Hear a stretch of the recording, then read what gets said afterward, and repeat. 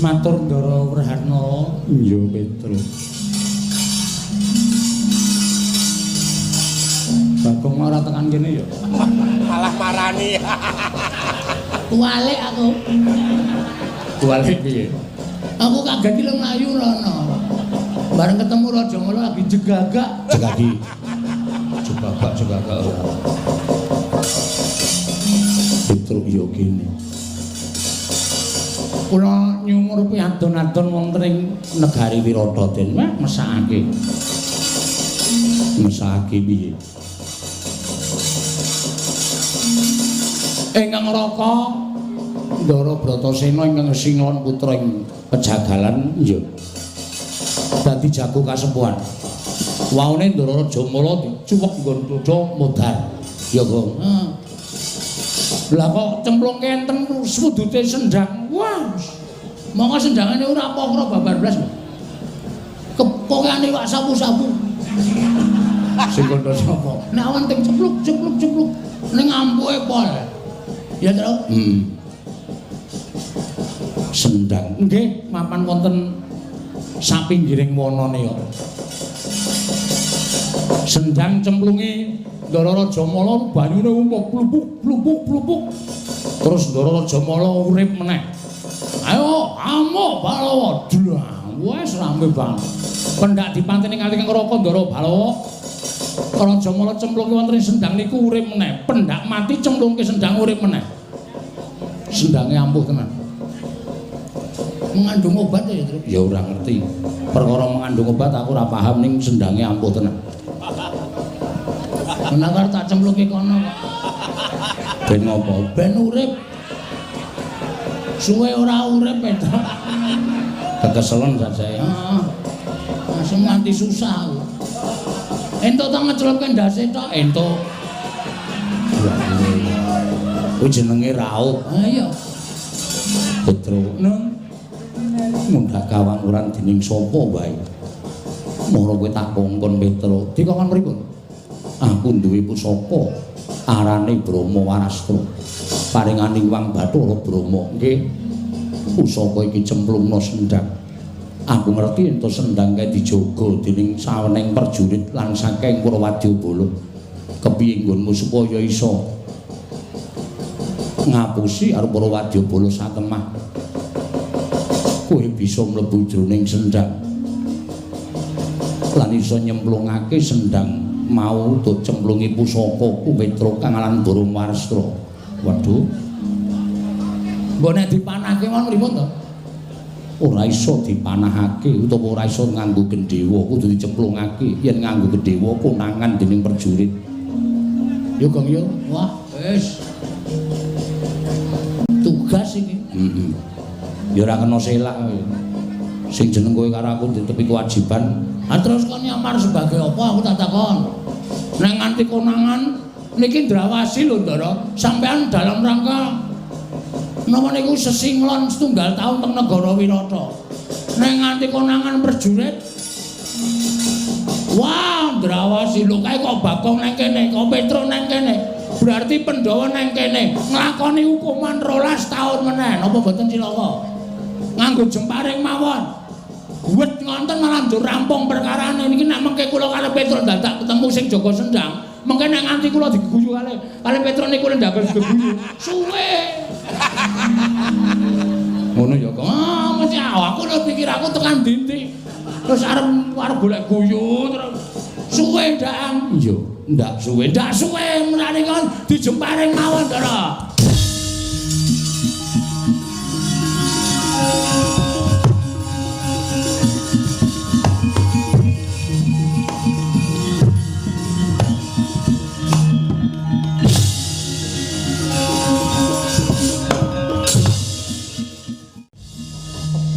Kilat kesit pindha tatit lambahing jemparing lepas saking gandhewaning Sang Prahatnala Nalika semanten datang kawurengan prajurit saking kepadian manjing telenging sendang dadi apa nyang sendang watari.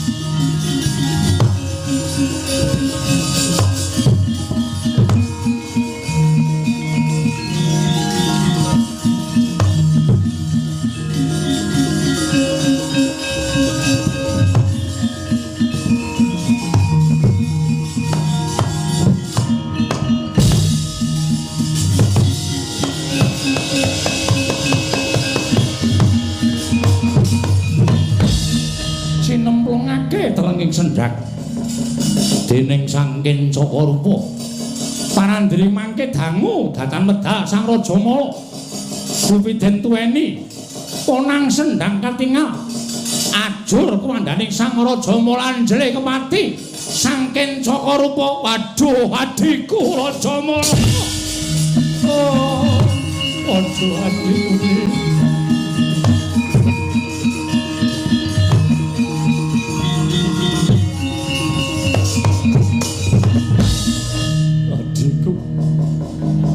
ora nyono babar pisan ana menungsa ingkang tumindak culika mongko nyatane sendang iki panguripaning sira Yayi Raja Mala lha kok kuhandane si adi sempal kaya ngono ora iso dikukup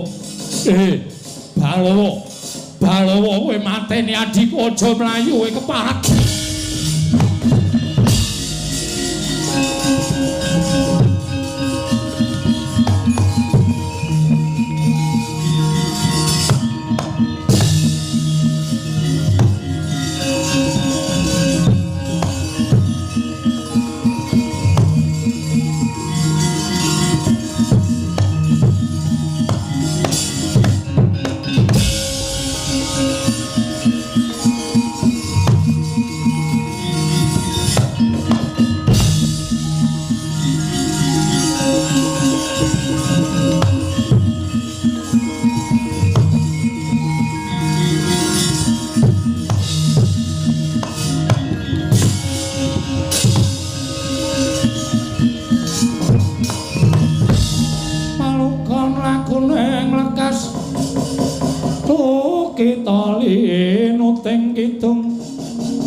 kadung kadereng momong memangun manah rahayu memangun manah rahayu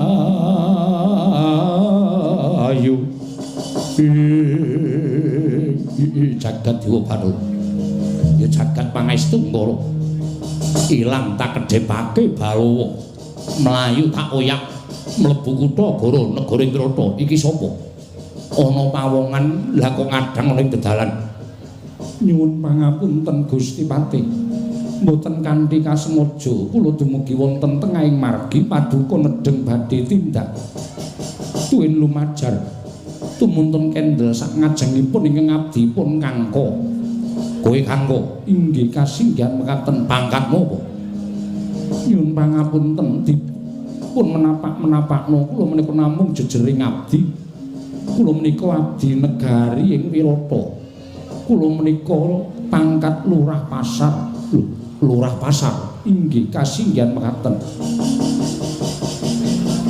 lurah pasar lah kok nganggo gelung keling mongko sangertine Kencaka rupa Wong sing dimenangke nganggo gelung keling upama ta Brahmana kuwi pancen wis wegih. Sak traju sak bobot kalawan para Jawata. Resi Kanwa, Resi Rama Parasu kae wenang nganggo gelung keling. Merga kasutapane ingkang wis meh sak bobot kalawan para dewa. Lah kok dadi kowe mung pidak pejaraan, kowe iki mung wong batur, kowe iki mung pangkat lurah pasar kok nganggo gelung keling. Kanggo wonten dawuh, sapa ingkang gelung? Inggih ingkang gelung ibu kula. Ingkang nalika semanten saderengipun tilar donya. Wekas kaliyan kula supados gelung menika mboten saged dipun lukari dening sinten kemawon, Gusti. Ibu meling yen to gelung kowe ora kena dilukari dening sapa wae. Mongko kowe nerak pacak nerajang merbatang, kowe neranggar marang wewaring tata kamprajan negara Wirata. Kowe dudu piyai luhur, kowe dudu wong sing duwe derajat pangkat nganggo gelung keling. Ayo diculi. Nyuwun pangapunten menawi kula wantun nglukari dhateng gelung kula. Ateges kula wantun kaliyan ibu kula sami kemawon kula menika nyadong mlebet wonten telenging neraka jahanam menawi kula wantun nglanggar dhateng dawuhipun ibu kula Gusti Pati. Yen ngono aku saiki tak takon karo kowe, dhuwur ndi derajate ibumu karo aku? Monggo aku punden wing Wirata. Setunggal sesembahan kula menika ingkang kula sembah Gusti Maha Suci, angka kalih tiyang sepuh kula. Kula nuwun sewu ateges menawi katraju bobotipun paduka Gusti Patih kaliyan ibu kula menika tasih inggil ibu kula. Jel menika wakilipun ingkang damel jagat. Nanging kula nuwun sewu krana kula ajrih kan paduka Gusti Patih menawi paduka ngersakaken gelung kula paduka lukari. Monggo Gusti Patih kula aturi nglukari gelung kula. Nanging sampun ngantos kula ingkang nglukar dhateng gelung ingkang sampun dipun dandosi dening ibu kula rumiyin Gusti Patih. Yen ngono aku sing kudu nglukari. Inggih, kula semanggaken dhateng paduka Gusti Patih monggo kula aturi nglukari gelung kula Gusti Patih.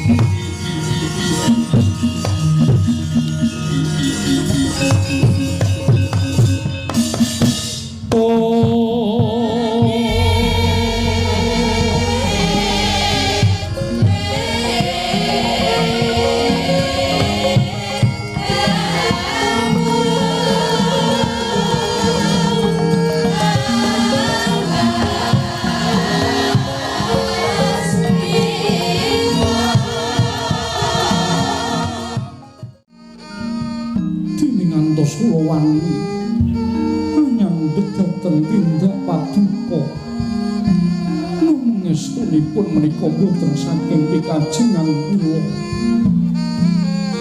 Gusti. Ing mestine rasa mubal babal kanepsa ningkin saka rupa marang menungsa kang aran Balawa. Wis ora bakal bisa disirep meneh. Merga ya Balawa ingkang dadi jalaran sedane adhiku si Raja Mala.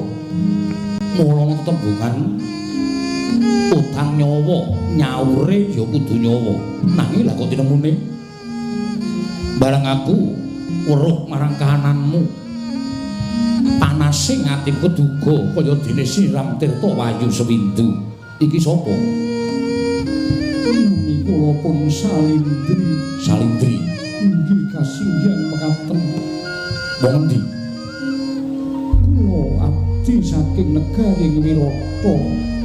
Abdi Wirata, abdinipun Gusti Ayu Dewi Utari. Nami kula pun Salindri. Kowe aja kapusin, kowe aja goro. Aku kuwi pangkate Patih. Pendak dina aku mlebu metu jroning kepatihan sarta negara ing Wirata. Aku durung tau weruh kang aran Salindri abdining Si Utari. Nuwun sewu krana salaminipun kula suwita Dewi Utari kula mboten nate medal saking Matenggang. Oh ngono. Inggih kasinggihan mekaten. Dadi kowe abdining Utari kang aran Salindri. Kasinggihan mekaten Gusti Pati. Salindri Kula wonten dawuh Murbajo supaya cetha penampaku nggonmu.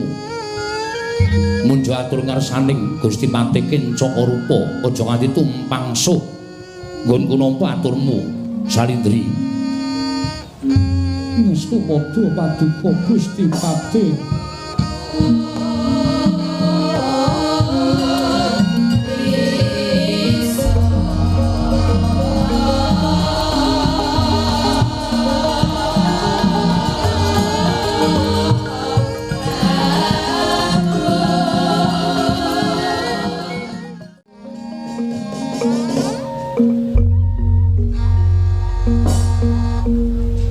Sawise satata nggon mengadhem ning ngarsaku, Salindri. Wonten dawuh Gusti Pati. Murugake saiki prasaja. Wigatine apa dene kowe nyandhet marang lakune Gustimu Pati Kencaka Rupa ing nedheng ambujung marang beburonku. Boten gadah niat menapa-menapa estunipun. Enggen kula namung badhe nyabrang margi. Ing pangajab kula menika badhe tumbas ganten dipun utus dening Gusti Ayu Dewi Utari. Nanging dumugi wonten tengahing margi kagiat sotaning manah dene wonten tindakipun Gusti Pati Kencaka Rupa. Tumunten boten kasengaja suku kula ndrodhok krana ajrih. Tumunten nglumpruk wonten satengahing marga menika Gusti Pati. Mila kula nyuwun pangapunten. Nun Krilanana kula nyuwun pamit dinten sakmangke. Sampun ngantos kula nampi pidana saking paduka Gusti Pati. Krilanana kula wangsul wonten ing kaputren ngaturaken ganten dhateng Gusti Utari. Kosek, aja kesusu. Bareng wis ngaturake apa to kang dadi sediamu sarta apa karepmu dene kowe nyandhet marang tindaking Gusti Pati Kencaka Rupa. Lah kok jebul kowe arep tumuli lunga saka ngarepaning Gusti Pati. Monggo aku durung ngeparengake kowe lunga saka papan kene. Salindri, kula wonten paring dawuh. Bareng aku sumurup marang pasuryangmu kaya sing tak aturake ngarep. Pengendikaku cetha mbok tampa kumrangsang panas jroning penggalih Kencaka Rupa nalika aku weruh marang sedaning adiku Rajamala lan aku tumuli ngoyak marang beburonku ingkang gawe jalaran patine adiku si Rajamala. Nanging bareng weruh kowe eneng dalan. Lah kok dene kadi kaya dene wong kang weruh marang kahanan ketiga ngerak agak-agak tumuli tanpa kasengaja ana tetesing udan. Akarya tentrem, akarya adem jroning atiku. Iki saka dayane apa? Kula piyambak mboten mangertos. Mbok menawi namung pangraos paduka kemawon Gusti Pati. Gusti, dudu pangrasaku tok. Yen to amung pangrasaku mestine ora bakal kawowo gawe tentrem atiku. Ning kanan kaya ngene iki merga nggonku kepranan kalawan kahanan ingkang dak weruhi. Nuwun sewu kepranan kados pundi? Kula dereng saged ndungkap dhateng kepareng paduka. Salindri, kula wonten dawuh. Jejering wong urip ana ing alam padang kuwi sing digoleki ming mukti ngawi bawa Nyakrawati mbau dendha. Wong urip ning alam padang kuwi sing diupaya mung piye carane iso mukti ora kekurangan sewiji-wiji. Monggo dak sawang prasaja wae ora bakal dak tutup-tutupi. Saksuwene aku dadi patih ana ing negara Wirata. Aku weruh wong wadon ayu ki ya mung lagi kowe kuwi. Aku weruh wong wadon ayu ki ya mung lagi kowe kuwi. Upama dibandingke sarta ditandingke karo si Utari, nadyan kuwi ratu gustimu, nanging Utari kalah yen to ditanding karo pasuryane Salindri. Mula saiki kuwi tak takoni. Inggih badhe ndangu menapa? Upama lho. Inggih. Ming upama rasa sing tak rasake iki jebul Gustimu Patih Kencaka-rupa kuwi kepranan karo kowe piye? Tobat kula menika namung abdi lho Gusti Patih. Sing jeneng wong kapandhuk marang katresnan mono, ora gagas marang derajat lan pangkat. Katresnan kuwi ruping jiwa ingkang suci. Katresnan kuwi paringane sing gawe jagat. Mula katresnan kuwi tiba sak enggon-enggon wis mesti kaya sing tak lakoni iki. Lagi urus sepisan marang sira Salindri, lha kok tinemune pangrasaku aku moh lunga saka papan kene. Upama dikeparengake sak pejagong 3 taun suwene nang kene mestine wae aku betah. Nuwun sewu. Pangandika paduka menika kanthi tetesing ngembun ning wancinjak akarya asrep manah kula. Piye? Akarya asrep manah kula Gusti Patih. Tegese kowe uga ngrasakake kaya sing tak rasake. Mestinipun ngaten, sinten ingkang boten purun menawi winengku dening kakung mongko derajatipun patih. Tentu kemawon gesang kula boten kados mekaten menika Gusti Patih. Alah dalah. Tegese ngene iki ana tembungan tumbuh entuk tutup. Tegese ngene iki tak upamake wong keplok ora ming tangan siji nanging wis tangan loro. Tegese wis gambuh, tegese wis nyawiji, tegese wis mathuk. Mung kari ngenteni besok kapan kowe gelem tak boyo marang kepatihan lan tempuking gawe daup asta lumiat kelawan Gustimu Patih Kencaka-rupa. Nanging nuwun sewu jebul wonten petangan ingkang tinemu ganjil. Lho, petungan sing tinemu ganjil piye? Gusti panjenengan paring dawuh mekaten kok mboten rumiyin-rumiyin nalika kula tasih piyambak. Lho Gusti. Kok nalika aku isih dhewe mak karepmu piye? Kula menika nuwun sewu remen nampi ngendikanipun Gusti Patih. Nanging kula jebul welas dhateng awak kula piyambak. Kula nutuh dhateng awak kula piyambak sebabe krana kula menika sampun winengku ing kakung. Gusti. Tegese kowe iki wis dibojo napa piye? Sampun Gusti Patih. Kuwi tenan apa piye? Inggih saestu. Mengko mergo perkara kowe ngemohi karo aku, terus kowe nganggo pawadan duwe bojo. Boten Gusti Patih. Mongko tak sawang kowe iki kaya isih prawan. Kaya isih ijen. Jebule wis dibojo to. Sampun. Anakmu Dereng gadah. durung duwe. Durung duwe anak. Dereng Gusti Patih. Yen pancen durung duwe anak, saiki ngene. Tresna kuwi abot.